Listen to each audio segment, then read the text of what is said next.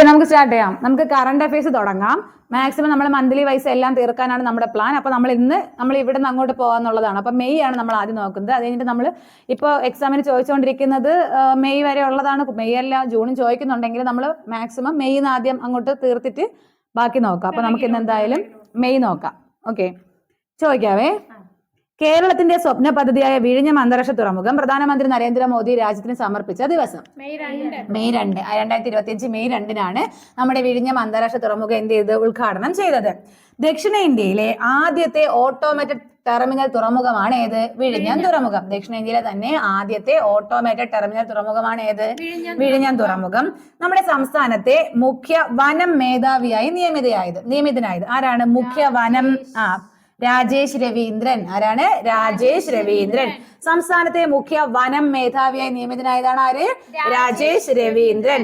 ന്യൂഡൽഹിയിലെ military nursing സർവീസിൽ additional director ജനറലായി നിയമിതയായ Malayali വനിതയാണ്. ആരാണ്? അതെ, മേജർ ജനറൽ PV ലിസിയമ്മ. ആരാണ്? Major general PV Lissiyamma. എന്താണ് ക്വസ്റ്റ്യൻ? ന്യൂഡൽഹിയിലെ മിലിറ്ററി നഴ്സിംഗ് സർവീസിൽ അഡീഷണൽ ഡയറക്ടർ ജനറലായി നിയമിതയായ മലയാളിയാണ് ആര്? Major general PV Lissiyamma. ഇനി 13 വയസ്സിനിടെ 2 ചിഹ്നഗ്രഹങ്ങളെ കണ്ടെത്തി പ്രശസ്തനായ കാസർഗോഡ് സ്വദേശിയായ മലയാളി ബാലൻ സൂര്യനാരായണൻ. നമുക്ക് 12 വയസ്സും 13 വയസ്സൊക്കെ കഴിഞ്ഞല്ലേ? അപ്പൊ 13 വയസ്സിനിടെ 2 ചിഹ്നഗ്രഹങ്ങളെ കണ്ടെത്തി പ്രശസ്തനായ കാസർഗോഡ് സ്വദേശിയാണ് ആര്? സൂര്യനാരായണൻ. ആരാണ്? സൂര്യനാരായണൻ.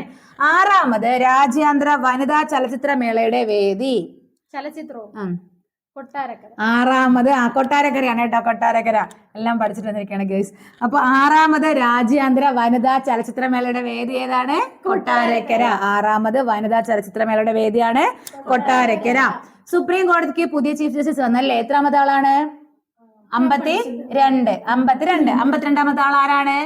BR ഗവായി. ആരാണ്? BR ഗവായി. സുപ്രീം കോടതിയുടെ 52ാമത് ചീഫ് ജസ്റ്റിസ് ആണ് ആര്? BR ഗവായി. എന്നാൽ RBIയുടെ ഡെപ്യൂട്ടി ഗവർണറായി നിയമിതനായ വ്യക്തി? RBIയുടെ ഡെപ്യൂട്ടി ഗവർണർ ആരാണ്? പൂനം ഗുപ്ത. ആരാണ്? പൂനം ഗുപ്ത. RBIയുടെ ഡെപ്യൂട്ടി ഗവർണറാണ് ആര്? പൂനം ഗുപ്ത. പൂനം ഗുപ്ത. എയർ ഇന്ത്യ എക്സ്പ്രസിന്റെ ചെയർമാനായി നിയമിതനായ പുതിയ ആളാണ്? നിപുൺ അഗർവാൾ. ആരാണ്?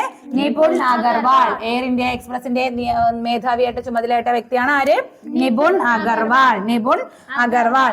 നാഷണൽ സെക്യൂരിറ്റി അഡ്വൈസറി ബോർഡിന്റെ ചെയർമാനായി നിയമിതനായത്? നാഷണൽ സെക്യൂരിറ്റി അഡ്വൈസറി ബോർഡിന്റെ ചെയർമാനായി നിയമിതനായത് അലോക് ജോഷി. ആരാണ്? അലോക് ജോഷി. അപ്പൊ ആരാണ് അലോക് ജോഷി? നാഷണൽ സെക്യൂരിറ്റി ബോർഡിന്റെ ചെയർമാനായി നിയമിതനായതാണ് ആര്? അലോക് ജോഷി. ഇന്ത്യയിലെ ആദ്യത്തെ ക്വാണ്ടം കമ്പ്യൂട്ടിംഗ് വില്ലേജ്?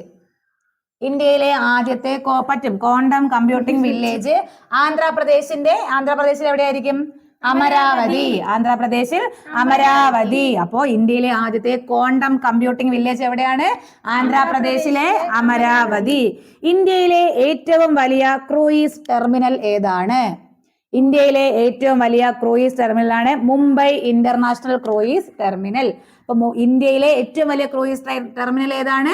മുംബൈയിലെ ഇന്റർനാഷണൽ ക്രൂയിസ് ടെർമിനൽ. ഇന്ത്യയിലെ ഏറ്റവും നീളം കൂടിയ റെയിൽവേ തുരങ്കം? ദേവപ്രയാഗ്. അത് ഏതാണ്? ജനാസു തുരങ്കമാണ് കേട്ടോ. ഏതാണ്? ജനാസു തുരങ്കം. ഇന്ത്യയിലെ ഏറ്റവും നീളം കൂടിയ തുരങ്കം റെയിൽവേ തുരങ്കം ഏതാണ്? ജനാസു തുരങ്കം. ഈ ജനാസു തുരങ്കം എവിടെയാണ്? ദേവപ്രയാഗ്. എവിടെയാണ്? ദേവപ്രയാഗ്. ഇന്ത്യയിലെ ഏറ്റവും നീളം കൂടിയ റെയിൽവേ തുരങ്കമാണ് ജനാസു തുരങ്കം. അത് എവിടെയാണ്? ദേവപ്രയാഗ്. ദേവപ്രയാഗ്. പഹൽഗാം ഭീകരാക്രമണം അല്ലേ? എന്നാണ് നടന്നത്? ഏപ്രിൽ 22. അതിന് പകരം നമ്മൾ നടത്തിയത് ഏതാണ്? സിന്ദൂർ. അതെന്താണ്? മെയ് 7. അപ്പൊ പഹൽഗാം ഭീകരാക്രമണത്തിന് ഇന്ത്യ നൽകിയ തിരിച്ചടിയുടെ പേരാണ് ഓപ്പറേഷൻ സിന്ദൂർ. ഓപ്പറേഷൻ സിന്ദൂർ. മയക്കുമരുന്ന് കടത്തുമായി ബന്ധപ്പെട്ട കേസുകളിൽ ഉൾപ്പെടുന്നവരെ കരുതൽ തടങ്കലിലാക്കാനുള്ള നിയമം ഏത്? അറിയാമോ? അല്ലൂടെ പിറ്റ് NDPS ആണ് കേട്ടോ. എന്താണ് പിറ്റ് NDPS? NDPS എന്ന് പറഞ്ഞാൽ narcotics drugs and psychotropic control substance act എന്നാണ് NDPS. അതില് പിറ്റ് NDPS ആണ് കേട്ടോ. എന്താണ് മയക്കുമരുന്ന് കടത്തുമായി ബന്ധപ്പെട്ട കേസുകളിൽ പെടുന്നവരെ കരുതൽ തടങ്കലാക്കാനുള്ള നിയമമാണ് ഏത്? PIT NDPS. എന്താണ് പിറ്റ് NDPS? അപ്പൊ പറഞ്ഞ് നമ്മുടെ അന്താരാഷ്ട്ര വിമാനത്താവളം അല്ല വിഴിഞ്ഞം തുറമുഖം എന്നാണ് സമർപ്പിച്ചത്? മെയ് 2-നാണ്. ആരാണ്? രാജേഷ് രവീന്ദ്രൻ. ഓർമ്മയുണ്ടോ രാജേഷ് രവീന്ദ്രൻ? മുഖ്യ വനം മേധാവിയായി നിയമിതനായതാണ് ആര്? രാജേഷ് രവീന്ദ്രൻ. ലിസിയമ്മ ആരാണ്ടേ? Lissiamma, PV Lissiamma. Military nursing സർവീസിൽ അഡീഷണൽ ഡയറക്ടറെ ചുമതലയേറ്റ മലയാളിയാണ് ആര്?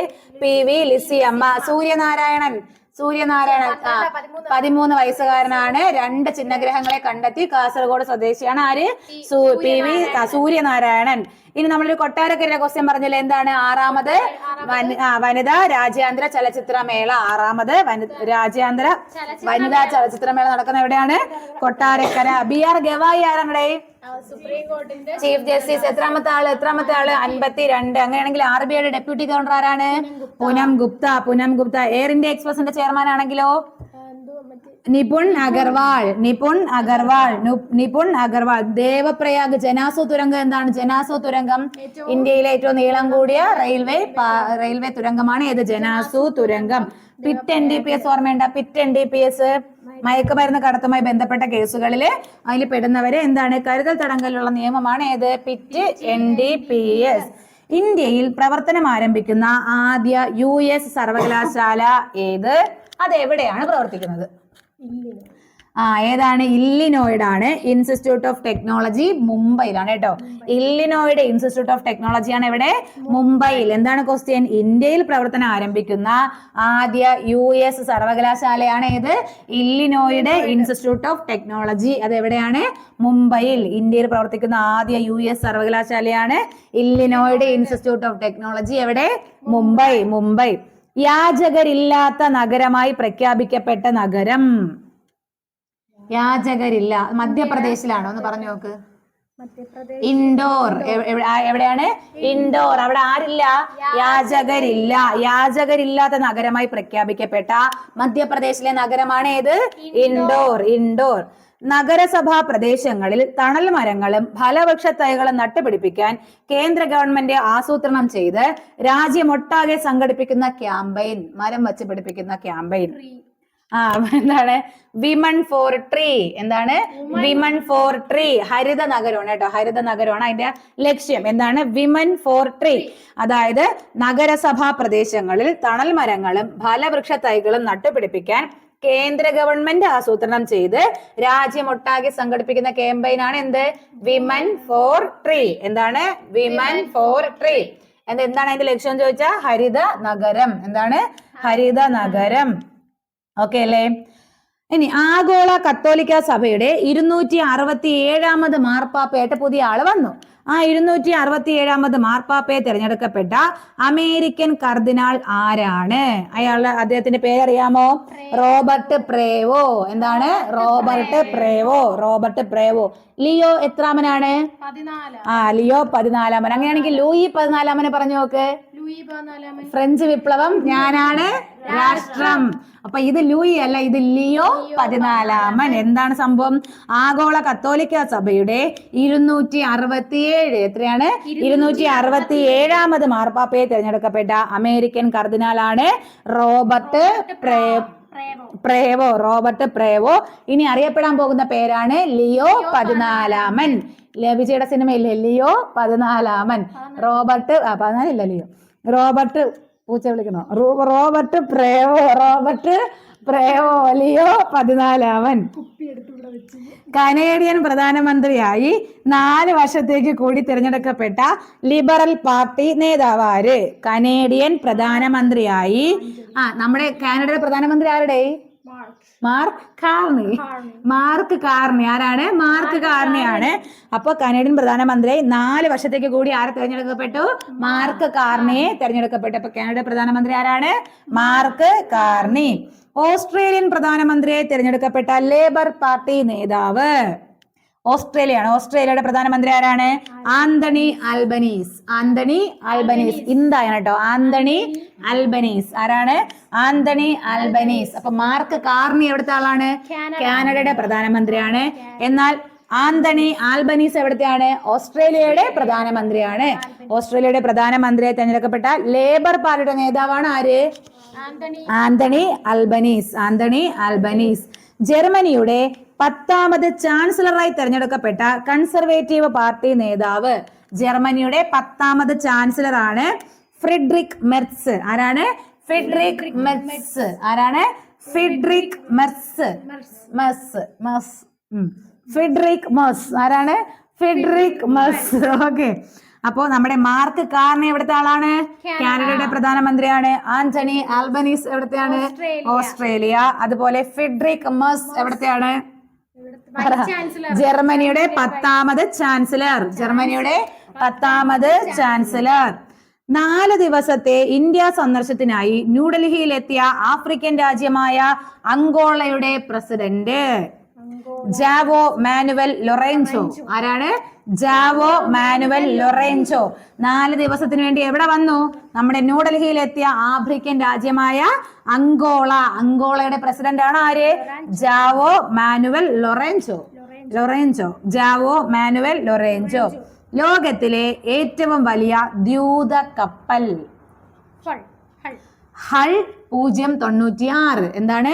ഹൾ 096. ലോകത്തിലെ ഏറ്റവും വലിയ ദ്യൂത കപ്പലാണ് ഏത്? ഹൾ 096. ഹൾ 096. ഹൾ 096. ഈ വർഷത്തെ പത്മപ്രഭ പുരസ്കാരം. പത്മപ്രഭ നമുക്കറിയാം. ഈ വർഷത്തെ പത്മപ്രഭ പുരസ്കാരം ആർക്കാണ്? ആലങ്കോട് ലീലാകൃഷ്ണൻ. ഈ വർഷത്തെ പത്മപ്രഭ പുരസ്കാരം ആർക്കാണ്? ആലങ്കോട് ലീലാകൃഷ്ണൻ. പത്മപ്രഭ പുരസ്കാരം ആർക്കാണ്? ആലങ്കോട് ലീലാകൃഷ്ണൻ. മലയാള സാഹിത്യത്തിലെ സമഗ്ര സംഭാവനയ്ക്കുള്ള പ്രൊഫസർ പി രഘുരാമൻ നായർ പുരസ്കാരം കിട്ടിയത് ആർക്കാണ്? കെ ജയകുമാർ. ആർക്കാണ്? കെ ജയകുമാർ. മലയാള സാഹിത്യത്തിലെ സമഗ്ര സംഭാവനയ്ക്കുള്ള പ്രൊഫസർ വി രഘുരാമൻ നായർ പുരസ്കാരം ആർക്കാണ്? കെ ജയകുമാർ. എന്നാൽ ആലങ്കോട് ലീലാകൃഷ്ണൻ എന്താണ് കിട്ടിയത്? പത്മപ്രഭ പുരസ്കാരം. അടുത്തത് professor M B Veerendrakumar Janmabhumi പുരസ്കാരം. എം ബി വീരേന്ദ്രകുമാർ ജന്മഭൂമി പുരസ്കാരം കിട്ടിയത് കെ എസ് ചിത്രയ്ക്കാണ് കേട്ടോ. ആർക്കാണ്? കെ എസ് ചിത്രയ്ക്കാണ്. എം ബി വീരേന്ദ്രകുമാർ ജന്മഭൂമി പുരസ്കാരം കിട്ടിയത് ആർക്കാണ്? K S Chithra. ആർക്കാണ്? K S Chithra. നല്ല ക്വസ്റ്റ്യൻ വരുന്നുണ്ട്. ഈ വർഷത്തെ അന്താരാഷ്ട്ര ബുക്കർ സമ്മാനം കന്നഡ സാഹിത്യകാരി ആർക്കാണ്? ബുക്കർ ഭാനു മുഷ്താഖ്. ആർക്കാണ്? ഭാനു മുഷ്താഖ്. ഏത് ചെറുകഥാ സമാഹാരത്തിലാണ് കിട്ടിയത്? നമുക്കറിയാം. ഏത് ഇവിടെ എന്താണ് ഇരിക്കണ? അപ്പൊ പറ. Heart lamp. ആര്യെന്ന് കിട്ടിയ എനക്ക്. അപ്പൊ ഈ വർഷത്തെ അന്താരാഷ്ട്ര ബുക്കർ പ്രൈസ് കിട്ടിയത് ആർക്കാണ്? ഭാനു മുഷ്താഖ്. അത് ഏത് ചെറുകഥാ സമാഹാരത്തിനാണ്? Heart lamp. അപ്പൊ ഹാർട്ട് ലാമ്പ് ആരുടേതാണ്? ഭാനു മുഷ്താഖിന്റെതാണ്. അത് എന്താണ്? അതൊരു ചെറുകഥാ സമാഹാരമാണ്. ആരാണ് ഭാനു മുഷ്താഖ്? എന്താണ് പ്രത്യേകത? Booker prize, international Booker prize കിട്ടിയ വ്യക്തിയാണ് ആര്? ഭാനു മുഷ്താഖ്. അവരുടെ ചെറുകഥാ സമാഹാരമായ ഹാർട്ട് ലാമ്പിനാണ് പുരസ്കാരം കിട്ടിയത്. ONV സാഹിത്യ പുരസ്കാരം ലഭിച്ച വ്യക്തി ONV പ്രഭാവർമ്മ. ONV പ്രഭാവർമ്മ. എന്നാൽ ആലങ്കോട് ലീലാകൃഷ്ണൻ എന്താണ് കിട്ടിയത്? പത്മപ്രഭ കിട്ടിയത് ആലങ്കോട് ലീലാകൃഷ്ണനും. ONV പുരസ്കാരം കിട്ടിയതാണെങ്കിൽ പ്രഭാവർമ്മ. എന്നാൽ മാതൃഭൂമി സാഹിത്യ പുരസ്കാരം സാറ ജോസഫ്. കഴിഞ്ഞ പരീക്ഷയ്ക്ക് ചോദിച്ചു. മാതൃഭൂമി സാഹിത്യ പുരസ്കാരം സാറ ജോസഫ്. വൈഷ്ണവം സാഹിത്യ പുരസ്കാരം അതുകൊണ്ട് വൈഷ്ണവം സാഹിത്യ പുരസ്കാരം ശ്രീകുമാരൻ തമ്പി. ആർക്കാണ്? ശ്രീകുമാരൻ തമ്പി. ഏത് പുരസ്കാരം? വൈഷ്ണവം സാഹിത്യ പുരസ്കാരം ശ്രീകുമാരൻ തമ്പി. വൈഷ്ണവം സാഹിത്യ പുരസ്കാരം ശ്രീകുമാരൻ തമ്പി. ഓക്കെ അല്ലേ? 2025 മാനവ വികസന സൂചിക. ഏത് സൂചിക? HDI. മാനവ വികസന സൂചിക, ഹ്യൂമൻ ഡെവലപ്മെന്റ് ഇൻഡെക്സ്. അതിൽ 1ാം സ്ഥാനത്തുള്ള രാജ്യമാണ്. അതിൽ ഇന്ത്യയുടെ സ്ഥാനം എത്രാമതാണ്?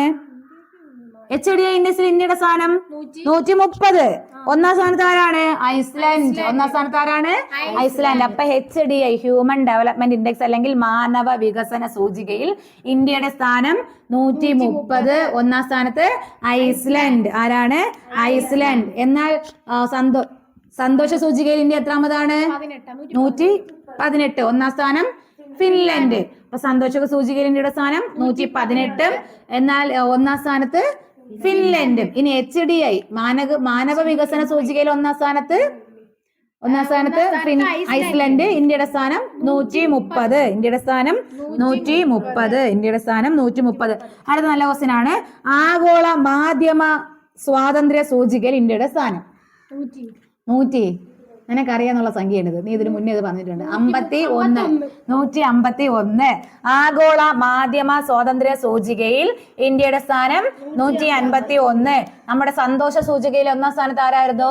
ഫിൻലാൻഡ്. അതേ രാജ്യത്ത് തന്നെയാണ് മാധ്യമ സ്വാതന്ത്ര്യ സൂചികയിൽ ഒന്നാം സ്ഥാനത്ത് ആരാണ്? ഫിൻലൻഡ്. അപ്പൊ നമ്മൾ 3 ഇൻഡെക്സ് പഠിച്ചു. ഒന്ന് HDI മാനവ വികസന സൂചികയിൽ ഇന്ത്യയുടെ സ്ഥാനം 130, ഒന്നാം സ്ഥാനത്ത് ഐസ്ലൻഡ്. സന്തോഷ സൂചികയിൽ ഇന്ത്യയുടെ സ്ഥാനം 118, ഒന്നാം സ്ഥാനത്ത് ഫിൻലൻഡ്. മാധ്യമ സ്വാതന്ത്ര്യ സൂചികയിൽ ഇന്ത്യയുടെ സ്ഥാനം 151, ഒന്നാം സ്ഥാനത്ത് ഫിൻലൻഡ്. ഓക്കെ അല്ലേ? കിട്ടിയോ? എടാ നല്ലൊരു ക്വസ്റ്റ്യൻ വരുന്നുണ്ട്. ഡ്രോൺ ആക്രമണങ്ങളെ ചെറുക്കാൻ തദ്ദേശീയമായി നിർമ്മിച്ച ഏത് ഹ്രസ്വദൂര മിസൈലാണ് വിജയകരമായി പരീക്ഷിച്ചത്? നിങ്ങൾക്ക് അറിയാം. ഡ്രോൺ ആക്രമണത്തെ ചെറുക്കാൻ തദ്ദേശീയമായി നിർമ്മിച്ച ഏത് ഹ്രസ്വദൂര മിസൈലാണ് വിജയകരമായി പരീക്ഷിച്ചത്? ഭാർഗവാസ്ത്ര. ഡ്രോൺ ആക്രമണത്തെ ചെറുക്കാൻ തദ്ദേശീയമായി നിർമ്മിച്ച ഏത് ഹ്രസ്വദൂര മിസൈലാണ് വിജയകരമായി പരീക്ഷിച്ചത്? ഭാർഗവാസ്ത്ര. ഏതാണ്? ഭാർഗവാസ്ത്ര. എടാ ഖേലോ ഇന്ത്യ യൂത്ത് ഗെയിംസിന്റെ ഭാഗ്യചിഹ്നം പറ. Khelo India Gaja Simha. Khelo India youth ഗെയിംസിന്റെ ഭാഗ്യചിഹ്നം പറ. ഖേലോ ഇന്ത്യ യൂത്ത് ഗെയിംസിന്റെ ഭാഗ്യചിഹ്നമാണ് ഗജസിംഹ. 2020 ക്രിക്കറ്റിൽ സെഞ്ചുറി നേടുന്ന ഏറ്റവും പ്രായം കുറഞ്ഞ താരം സൂര്യവംശി. ഇന്ത്യക്കാരനായ വൈഭവ് സൂര്യവംശി. എത്ര വയസ്സുണ്ടെന്ന് അറിയാവോടെ? 14 വയസ്സാണ് കേട്ടോ. 14 വയസ്സ്. 2020 ക്രിക്കറ്റില് സെഞ്ചുറി നേടുന്ന ഏറ്റവും പ്രായം കുറഞ്ഞ വ്യക്തിയാണ് ആര്? വൈഭവ് സൂര്യവംശി. എത്ര വയസ്സാണ്? 14 വയസ്സ്. ഖേലോ ഇന്ത്യ യൂത്ത് ഗെയിംസിന്റെ ഭാഗ്യചിഹ്നമാണ് ഗജസിംഹ. ഏഷ്യൻ അത്ലറ്റിക് ചാമ്പ്യൻഷിപ്പിന്റെ വേദി നമ്മള് 2025 മെയ് ആണ് പറയുന്നത്, അതുകൊണ്ടാണ് നമ്മൾ 25 എടുത്ത് പറയാത്തത്. അപ്പൊ ഏഷ്യൻ അത്ലറ്റിക് ചാമ്പ്യൻഷിപ്പിന്റെ വേദി ദക്ഷിണ കൊറിയയിലെ ഗുമി നമ്മൾ വായിച്ചിട്ടുണ്ട്. ദക്ഷിണ കൊറിയയിലെ ഗുമി. അപ്പൊ ഏഷ്യൻ അത്ലറ്റിക് ചാമ്പ്യൻഷിപ്പ് എന്താണ്? ഏഷ്യൻ അത്ലറ്റിക് ചാമ്പ്യൻഷിപ്പിന്റെ വേദി എവിടെയാണ്? ദക്ഷിണ കൊറിയയിലെ ഗുമി. സൂപ്പർ കപ്പ് ഏതാണ്? സൂപ്പർ കപ്പ് ഫുട്ബോൾ കിരീടം നേടിയ ടീം ഫുട്ബോളിന് കിരീടം നേടിയത് FC ഗോവ. ഏതാണ്? FC ഗോവ അല്ലെങ്കിൽ ഗോവ FC ആണ് സൂപ്പർ കപ്പ് ഫുട്ബോളിൽ കിരീടം നേടിയത്. FC Goa. Madrid open tennis കിരീടം നേടിയ ലോക വനിതാ 1-ാം നമ്പർ താരം ആരാണ്? ലോക വനിതാ 1-ാം നമ്പർ താരം Aryna Sabalenka. Madrid open tennis കിരീടം നേടിയ ലോക വനിതാ 1-ാം നമ്പർ താരമാണ് Aryna Sabalenka. Madrid open tennis കിരീടം നേടിയ ലോക വനിതാ 1-ാം നമ്പർ താരമാണ് ആര്യാന സബലങ്ക. ടെസ്റ്റ് ക്രിക്കറ്റിൽ നിന്ന് വിരമിക്കൽ പ്രഖ്യാപിച്ച ഇന്ത്യൻ ടെസ്റ്റ് ക്രിക്കറ്റ് ക്യാപ്റ്റനും മുൻ ഇന്ത്യൻ ക്രിക്കറ്റ് ക്യാപ്റ്റനും ആരെല്ലാം? അതായത് രണ്ടുപേരും ഒരേ സ്ഥാനത്ത് ഇരുന്നിട്ടുണ്ട്. അതായത് ഏതിലൊക്കെ ഇരുന്നിട്ടുണ്ട്? എവിടെ? ഇന്ത്യൻ ടെസ്റ്റ് ക്രിക്കറ്റ് ക്യാപ്റ്റനും ആയിട്ടുണ്ട്, ഇന്ത്യൻ ക്യാപ്റ്റനും ആയിട്ടുണ്ട്. ആരൊക്കെയാണ്? വിരാട് കോഹ്ലിയും രോഹിത് ശർമ്മയും. ആരൊക്കെയാണ്? വിരാട് കോഹ്ലിയും രോഹിത് ശർമ്മയും. ഏതിൽ നിന്നൊക്കെയാണ് വിരമിച്ചത്? ടെസ്റ്റ് ക്രിക്കറ്റിൽ നിന്നും. അതുപോലെ ടെസ്റ്റ് ക്രിക്കറ്റ് ക്യാപ്റ്റനിൽ നിന്ന് തന്നെ. ടെസ്റ്റ് ക്രിക്കറ്റ് ക്യാപ്റ്റനായ മുൻ ക്യാപ്റ്റന്മാർ ആരെല്ലാം എന്നായിരുന്നു ക്വസ്റ്റ്യൻ. അപ്പൊ ടെസ്റ്റ് ക്രിക്കറ്റിൽ നിന്ന് വിരമിച്ച ആൾക്കാർ ആരൊക്കെയാണ്? ഓക്കെ. അടുത്ത് ലോകത്തിലല്ല എവറസ്റ്റ് കീഴടക്കിയ കാഴ്ച പരിമിതിയുള്ള ആദ്യ ഇന്ത്യൻ വനിത. എവറസ്റ്റ് കീഴടക്കിയ കാഴ്ച പരിമിതിയുള്ള ആദ്യ ഇന്ത്യൻ വനിതയാണ് ചോൻസിംഗ് ആങ്മോ.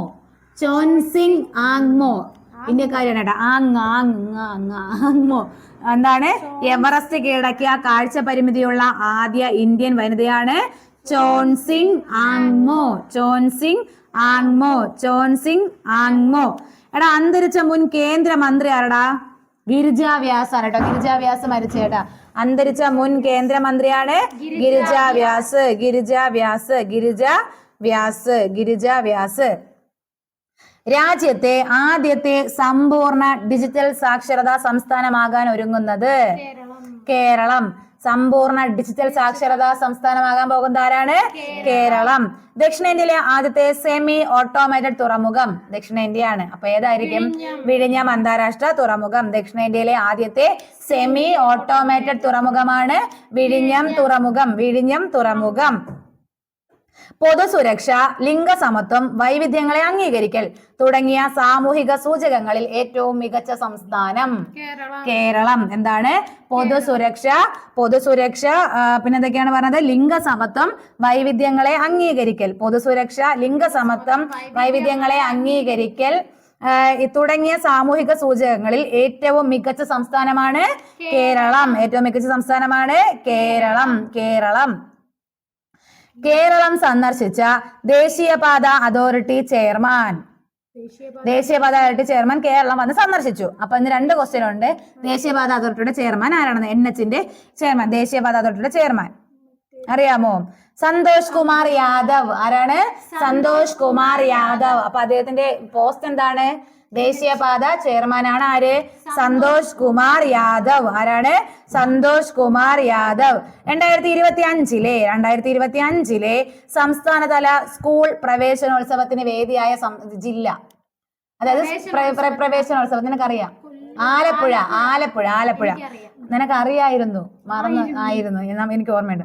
2025 സംസ്ഥാനതല സ്കൂൾ പ്രവേശനത്തിന് വേദിയായ ജില്ല ഏതാണ്?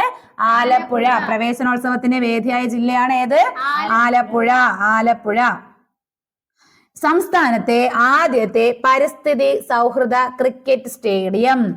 സംസ്ഥാനത്തെ ആദ്യത്തെ പരിസ്ഥിതി സൗഹൃദ ക്രിക്കറ്റ് സ്റ്റേഡിയമാണ് എഴുകോൺ കൊല്ലം.